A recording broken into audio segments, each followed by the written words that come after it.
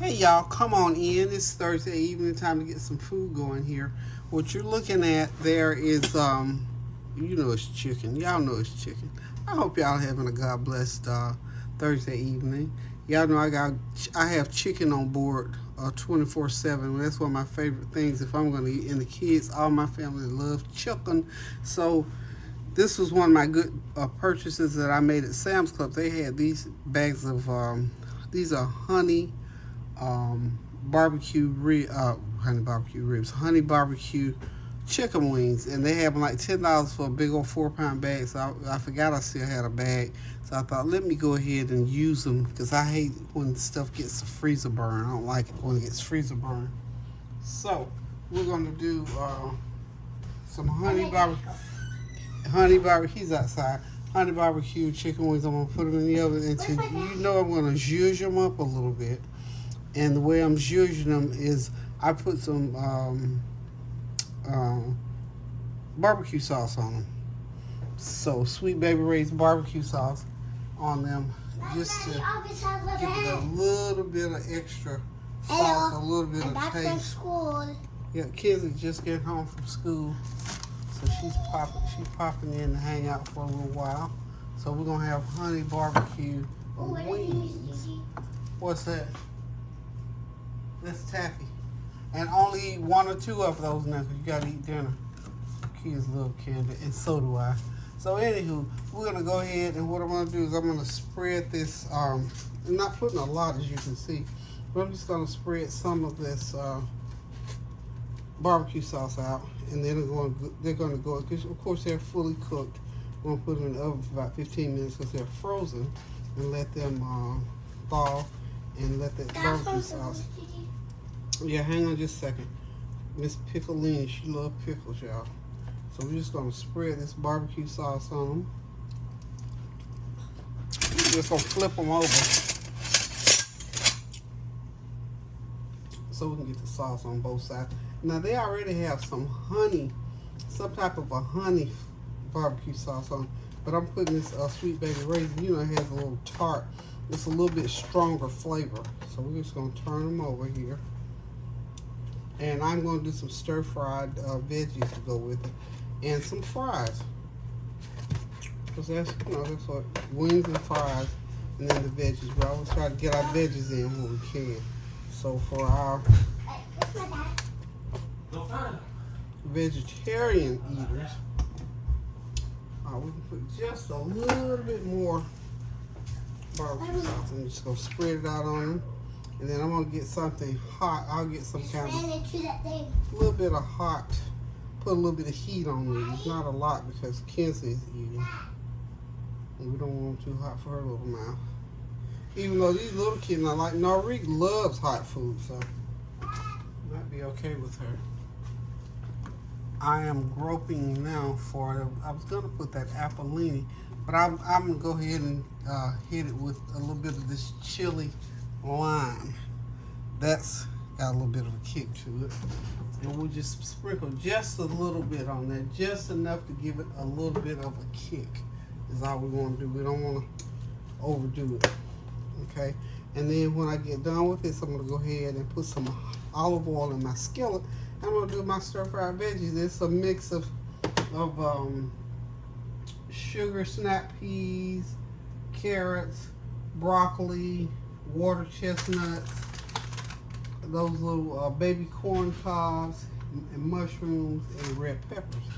So spread this out, and then I'm going to pop my fries into the air fryer. Okay, now I'm coming to you today. I started the other day to tell you a little episode that happened. I think I did not upload it, but I still feel the need to share some things with you all. So from this point forward, I'm going to get this ready to go into the oven. I'm going to come back and I'll be doing the stir fry. And as I've told you, it's just going to be heat the olive oil, put the stir fry in, season it up, and that's going to be our stir fry. Okay. Oh, there it is. I already had it out. This is what I really want. I really like the flavor of my good old honey jalapeno pepper. I really like that. So I'll sprinkle a few flakes of that. And this is what will give us our little, give it a little bit of heat, just a little bit of heat. A little bit of heat, okay? There we go. I don't think that'll be too much. Okay, got that oven to 425, and we're gonna go ahead and slide these into the oven and get them started, okay? Alrighty. Now, I'm gonna get my olive oil going.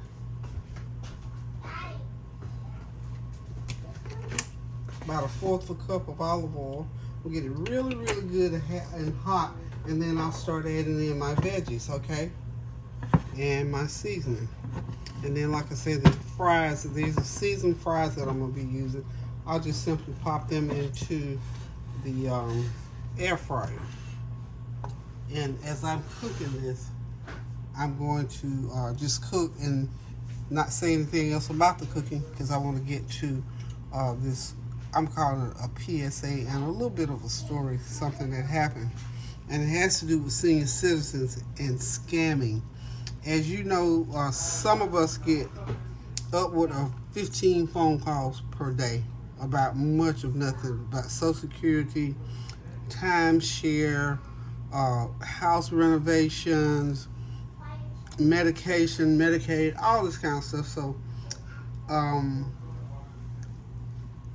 and these are people that are trying to get our trust to get that, you know, that little blue, red, white, and blue Medicaid card. They're trying to get that number off of there because they can take that and do some things with it. So hopefully none of you have fallen victim to that. And if you have, we're going to pray God's blessing upon you that it won't happen again, and it won't happen to anybody else that you know. So here's what happened last week. Well, no, it was not last week. Actually, it was Monday of this week. Gosh, time goes. Whoa, time's gone. I thought it was last week. Anyhow, Monday, and I'm just going to go right flow, try to make this an even flow. So the gist of the story is that someone in my neighborhood, an elderly couple, has been scammed. I don't know how much money was involved or how they, you know, initially how they got won their confidence. But I've got just part of it, and the part that I want you all to hear is that if you have elderly parents, aunties, yourself even, please, please, please, if they live alone, check on them often to make sure that they're okay in terms of people making contact with them and talking to them about their finances and asking for money and winning their confidence and making them think that they're their friends, and, you know, say, oh, I'm your friend, and this, that, and the third, and I need some money. And then they start taking money out of their hard-earned money that they've set aside for their retirement. This actually happened to someone in my neighborhood, and I am so upset by it that I've just been praying hard all week long, and I wanted to just come to you and tell you. And I'm just going to give you, I really don't fully, completely understand, but I got enough of that I can tell you. Like I said, the overriding factor is if you are a senior citizen, if you have parents or loved ones that are elderly and they live alone, especially if they live alone, please check on them often. You know, sometimes senior citizens don't like you digging in their business. They don't want you asking about their finances or trying to tell them what to do. We understand that, but we still have to check anyway, because if we don't check, then they get taken advantage of, which is what happened to these people. And you would never have thought that this would have happened to those particular people, but it happens to the best of us, because there are some mean, vicious, nasty scammers out there. They are well versed on how to scam people, how to get people's attention. And once they learn that those individuals that live alone and they get access to them by these bogus phone calls, then they will be right on top of them, and before you know it, they're out of most of their savings. So what happened last week, as I was on my way out with Kareem, he left out before me, and he said, "Oh, Grandma, the police are at the neighbor's house." And I thought, really? And that's unusual for this neighborhood anyway.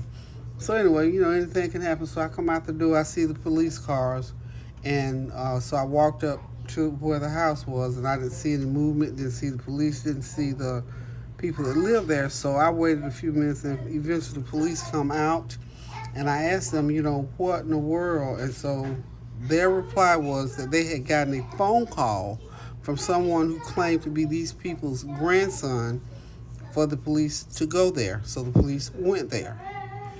But when they got there, nobody answered the door. So this is when I encountered the law enforcement, and so they tried for a few minutes to get in. No response. So eventually, the homeowners came. One of them, at least, came to the door, and they spoke to them and told them, that someone had called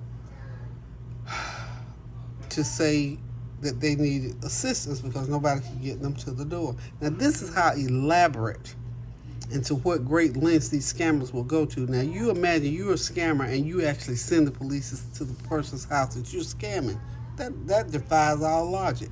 But then there's a method to that madness, as it turns out. So that passed on, and some relatives were notified, and we learned that these people had been preying on that particular couple.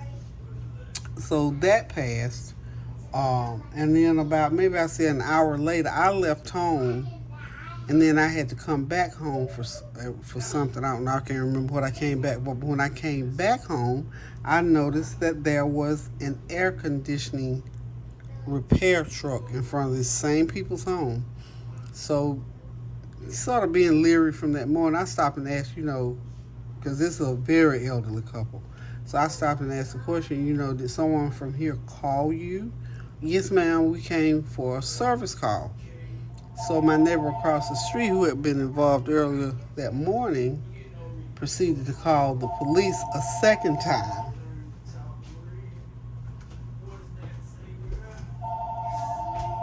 Y'all hold on, we gotta get the phone.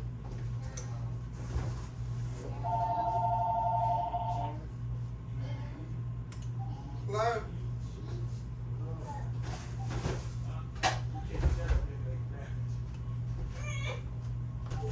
Whoever that was didn't really want to talk to me. I don't think. Probably one of them telemarketer calls. So anyhow, the police came back a second time to question this air conditioning company, and they did. It wasn't the same police that was there that morning. Well, as it turns out, this same individual that called the police to go look at these people that morning was the same individual that called this air conditioning repair place to go there for a service call. So as they dig into it and talk to the relatives of this elderly couple, they find out this person is trying to keep tabs on and keep track of what's going on with this couple. So sending the police there, this is just my estimation. They sent the police there, to say to the couple, I left out a little bit of information. I told you, as it turned out, someone had been scamming these people, but some family member had cut it off at some point. So the scammers were doubling back because they're trying to figure out what's going on. How come I can't scam you no more? And this, that, and third. So they send the police, which make no sense to me. Then they sent the air conditioning people, which equally didn't make any sense because it was established. First of all, these people had a brand new unit and they didn't have any need for a repair. So these scammers are so sophisticated that they have come up with the idea of how to win a person's confidence, how better to do it than to, you send the police, we just want to check on you, we were thinking about you, worried about you, what's going on with you. Then, I know the other day, you said it was warm or something was going on with your air, so we send the repair people because we love you, we care about you, so it's that kind of thing. This is my way of coming to the conclusion as to why these two separate calls were made. So as it turned out, the air conditioning people were a legitimate company. They were being used by the scammers to go there, and probably, this is me thinking again, somebody was watching to see if anybody came to the door.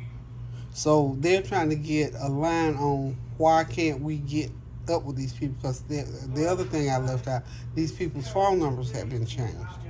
So they go. I'm saying all that, trying to tell this story just to give you an idea as to how sophisticated and how elaborate these scammers will do things to get into a couple's home or an individual's home, because they know that once they win that couple's or that individual's confidence. You know how when elderly people they get, we get, when we latch on to something and we know what we know, and we go by how people treat us and all this good stuff, then we latch on to it, and that's pretty much what they had done. They had latched on to the fact, well, there's nothing wrong. Nobody's scamming us. Nobody's doing anything to us. They're being kind to us. But as I understand, they had really dug deep into these people, and they don't know.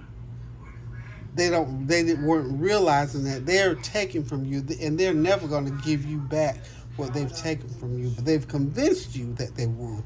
So again, I said all that to say this: at whatever level, please, please, please, if you have anybody in your family, they don't have to be elderly, anybody, it could be a young person, whoever. These scammers are out here. Their job is to get as much money fraudulently as they can from you, me, or anybody else, but you have to be aware. You can't sit and entertain these people on the phone. You can't allow them into your home. You cannot give them your bank account numbers and your debit and credit cards and your Medicaid card. You can't give them and your Social Security card, and you can't do that. And that's what we have to drive home to people who are prone to do that. Again, our parents, our aunties, especially our senior citizens. I'm a senior citizen, and I'm pretty much on top of things. But who knows? I don't know. Anything could happen anytime. So I'm fortunate and blessed that my children and grandchildren are around me most of the time. So that part of it I don't have to worry about. But they still doesn't stop them from trying, because I get 500 calls a day still. So I have to know that, when they start asking for these numbers on credit cards and business information like that, I cannot give it to them.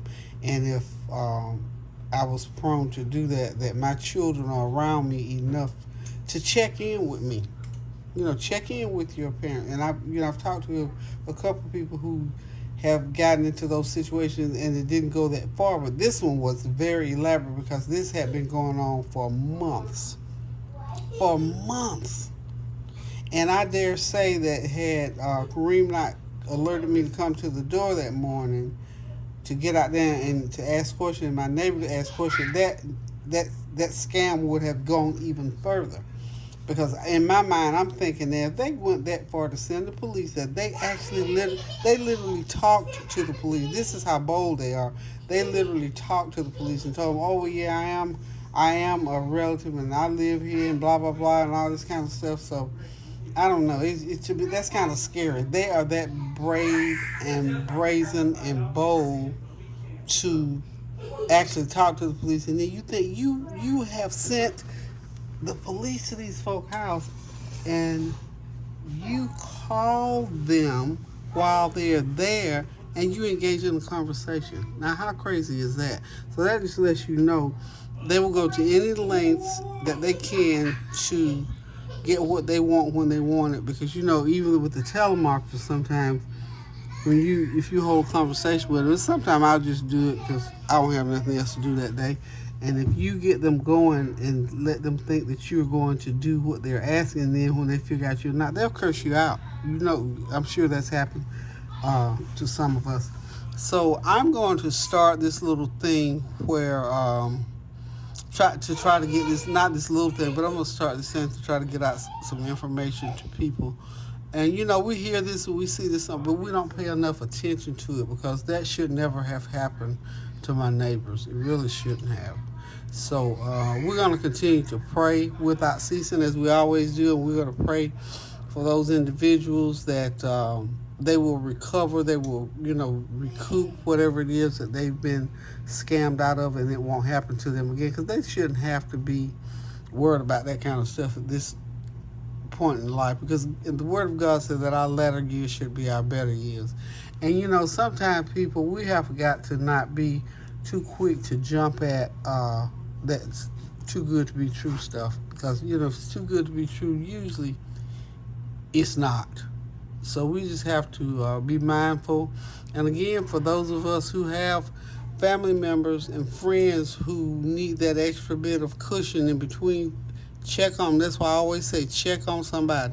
Call somebody, send them a card, text message, phone call, whatever. Check in with folk to make sure if they're in a situation, whether or not you need to step in and do whatever it is you need to do to keep them from getting into those kind of situations. So, anywho, we're going to get on with this meal and, give me some feedback. Spread this word out. Please spread this word out. Give me some feedback. Ask me some questions. And I'm going to try to get with Tanya and see can't we do a live on this subject, because I think it's well worth it, so we can share situations and get information. You can pass information on if this has happened to you or someone that you know or love. So we're gonna get, like I said, we're gonna get on with this meal. So y'all hang tight. I'll be right back. Okay, I'm back. I have got this stir fry, and it's frozen, so it's gonna make a lot of noise. So I'm just gonna go on and be cooking, because I already told you what I was gonna do with it. Now, let's see.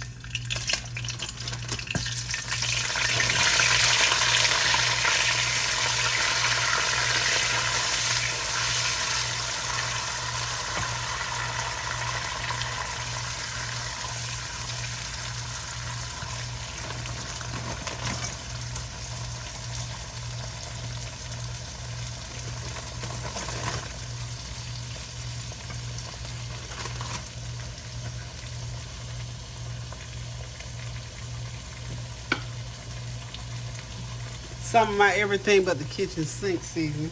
About a teaspoon of that. We're going to sprinkle it in there. Okay.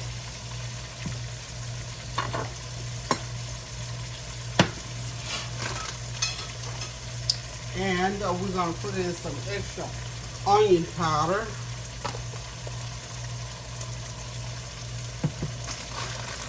And we're going to continue adding. I got about that much more to put of veggies to put in. Okay. And this is some broccoli that we're going to put in. Okay. So now we got our veggies for the day. Let's get it all mixed in.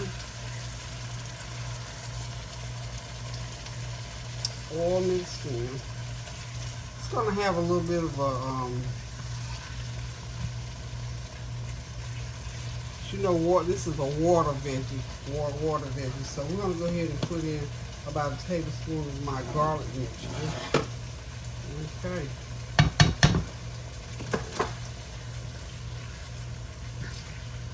And we're just going to I'm going to let that all cook down, because I want most of that water cooked out. We're going to get it all mixed in together.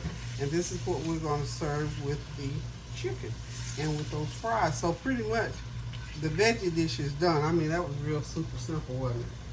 So, but remember what I said, check on your loved ones and make sure everything is okay with them throughout the week. 2-3 times a week. Like I said, folks don't want you all in their finances, but sometimes you have to get in, especially if it's your loved ones. You know what I'm saying? Do what you have to do, and let them get mad. They'll get over it. I'm sure they'd rather get upset and get over it for a little while and have their money still intact. So hang tight and we'll be right back. Okay, y'all, everything is ready. I made a little bit of cucumber, tomato, and avocado salad. Yeah, but and I got some wedgie fries, stir-fried veggies, and that's those good old honey barbecue wings. We get ready to sit back, relax, and enjoy this meal. Right, Kinsley? Yes. Okay, she's ready to eat. Kinsley's ready to eat, so we're going to get ready to get her a plate on the table so that we can sit back, relax, and enjoy. We're hungry this evening.